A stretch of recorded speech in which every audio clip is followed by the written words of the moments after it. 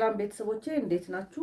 ዛሬ እንድንነጋገርበት የምፈልገው ከባድ ጭንቀት እንዳለብን ምልክቶች ራሳችን ማወቅ መቻል አለብን።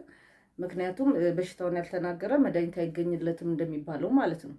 ስለዚህ እነዚህ ምልክቶች ላያችን ላይ የምናይ ከሆነ ጭንቀት ውስጥ ነው። ጭንቀት ውስጥ ያስገባን ነገር ምንድን ነው ብለን ማጣራት መቻልና ወደ መፍትሄው መሄድ አለብን ማለት ነው። ለምሳሌ ህይወት ጸጥ ያለ ሲመስል ህይወት ጸጥ አላለም፣ ግን ህይወት ጸጥ ያለ ሲመስለን ቼክ ማድረግ መቻል አለብን። እንቅስቃሴዎች አሉ፣ ስራ እየሰራን ነው፣ አጠገባችን ሰዎች አሉ፣ እንቅስቃሴዎች አሉ። እነሱን የሚያይ አይን ግን የለን። ህይወት ጸጥ እንዳለ ሲመስለን ችግር አለ ማለት ነው። ሀሳብ ደግሞ ያለ መፍትሄ የሚመጣ ከሆነ አይፈልጉህም፣ አይከተሉህም፣ አንተ እንደዚህ ነህ እያለ ግን አብሮ ሶሉሽን የማይመጣ ከሆነ ምናልባት የማይፈልጉኝ በዚህ ነውና ራሴን ማስተካከል አለብኝ ብለን ሳንል ግን አይፈልጉኝም ብቻ ከሆነ እያንዳንዱ ፕሮብሌሞችን ብቻ የምንነጥቅ ከሆነ የምንለይ ከሆነ ወደ አይምሯችን ደጋግሞ የሚመጣ ሰው እንደሚጠላን እንደማይፈልገን የተለያየ ነገር ብቻ የሚመጣ ከሆነ መፍትሄው አብሮ የማይመጣ ከሆነ ይሄንንም ማሰብ መቻል አለብን ማለት ነው። ግልጽ ምንጭ የሌለው ፍርሃት።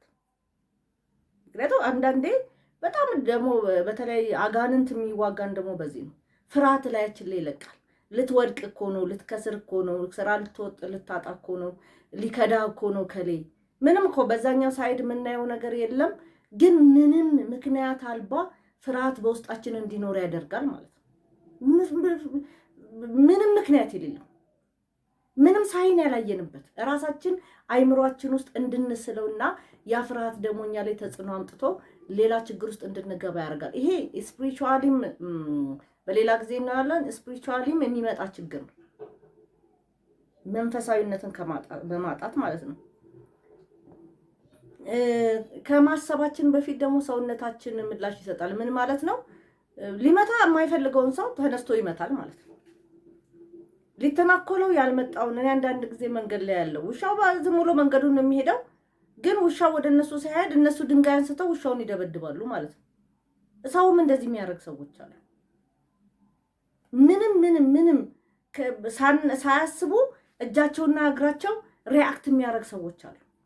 እንግዲህ ሁሉ ነገራችንን የሚያዘው ጭንቅላታችን ነው አይደል? አይምሯችን ብሬናችን ነው የሚያዘው። እሱ ከማዘዙ በፊት እጃችንም እግራችንም ሪአክት ያደርጋል። ሰውም ሊደበድብ ይችላል፣ ሌላም ነገር ሊያደርግ ይችላል ማለት ነው።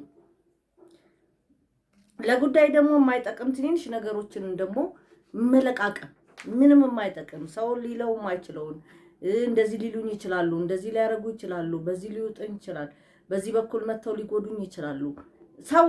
ሰው ሊያስበው የማይችለውን ነገር ማሰብ ስትጀምርም እንደዚሁ መጠንቀቅ መቻል አለብህ ማለት ነው።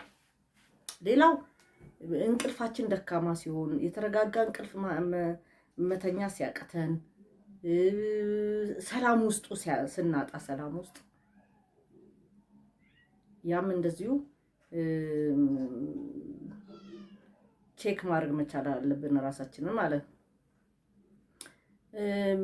የሆነ አካላችን ከኛ የተገነጠለ ለብቻው የሚያስብ አድርገንም ስናስብ እጄ የኔ አይደለም፣ እግሬ የኔ አይደለም፣ ሀሳቤ የኔ አይደለም እንደዚህ ብሎ የሚያስብ እንደዚህ አይነት አስተሳሰብ ሲመጣም እንደዚሁ ራሳችንን ቼክ ማድረግ መቻል አለብን ማለት ነው።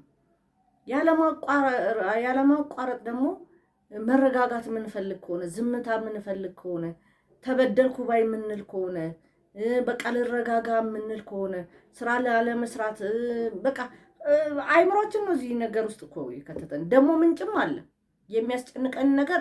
ብዙ ጊዜ ጭንቀት ካለብሽ አትጨነቅ ይላሉ። ሰው ጭንቀት በዓላማ አይጨነቅ። በቃ የሆነ ነገር ለመስራት አስበው ሊሆን ይችላል። አንዳንዴ እንዲሁ የሚፈጠር ጭንቀቶች አሉ። ለምሳሌ ሰው ይከዳኛል፣ በፍቅረኛሞች ከሆነ ይከዳኛል ብሎ ሲያስብ የዛኛው ሰውዬ ድርጊት አላምር ሲለው አይምሮ ራሱ የሚፈጥረው ነገር አለ ማለት ነው። ያው መሆኑ ለማይቀር የተጨነቀው ሰው ይጎዳል ማለት ነው። የምግብ ፍላጎት መቀነስ፣ የምግብ መፈጫታችን ይሄ ሰርኩሌሽናችን ላይ ችግር ሲኖር ጭንቀቱ ያመጣው ነገር ማለት ነው። ለምንድን ነው በፊት በትክክል የምበላው አሁን እንትን መብል እምቢ ሲለኝ የምግብ መፈጨቱ አልሰራ ሲል እነዚህን ነገሮች ሁሉ ማሰብ መቻል አለብን ማለት ነው። ምንም ሳናደርግ ደግሞ የምንደክም ከሆነ በቃ ያ ጭንቀቱ አላወቅነውም እኮ ጭንቀት እንዳለብን ማወቂያ ምልክቶች አይደሉ? ሰው ከዛ ወደ ሶሉሽን አይደል የምንሄደው? ስለዚህ ምንም ሳናደርግ ድካም ድካም ድካም ይለናል። መጨነቃችንንም አናቅ። ስለምን እንደተጨነቅንም አንዳንዴ ላናቅ እንችላለን። ስለዚህ እነዚህ ነገሮች ላይችን ላይ ያየን ከሆነ ብዙ ምክንያቶች ሊኖሩ ይችላሉ።